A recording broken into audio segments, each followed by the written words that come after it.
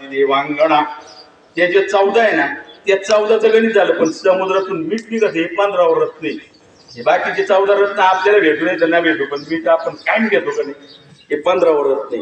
ते मीठ समुद्राचा पुत्र आहे, पण समुद्राचा पुत्र काय कुठपर्यंत आहे, जोपर्यंत तो त्याच्या इम्प्रेशन मध्ये एकदा का मिरचीची गाठ पडली का पाट्याखाली रगूनच हात ठेव. खरंय का नाही? बरोबर आहे का नाही? मग मिठाचा सत्यानाश कोणामुळे झाला? मिरचीमुळे. जीव ब्रह्म आहे, पण सत्यानाश कोणामुळे झाला? मायेमुळे.